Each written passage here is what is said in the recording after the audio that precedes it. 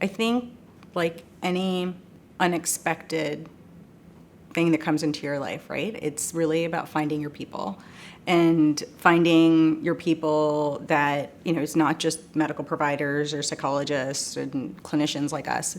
It's really finding the support systems, the families that have gone through this, that have the acceptance and understanding that will help you get through this. And to add to sort of something I said before, it might change at different points in this journey for families. And we see that quite a bit, where sometimes we have to look for different people at different times.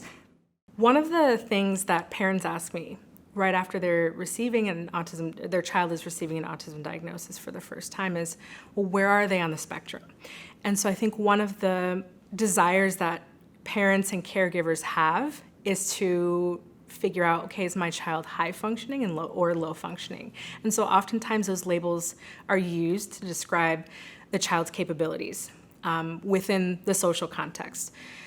But one of the misconceptions is that applies across areas of life, and that essentially what happens is that child gets put into a box of they're either high functioning or low functioning, when we know that functioning looks a lot of different ways.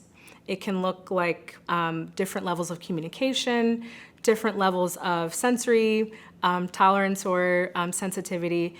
And we all know that functioning might vary depending on the context, so how we're feeling.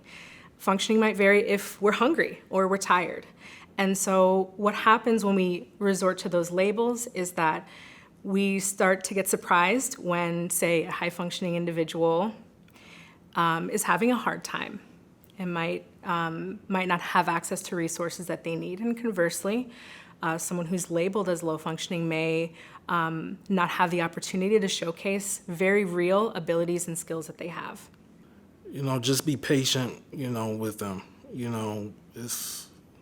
As a person that has a disability, it's something you just can't push aside.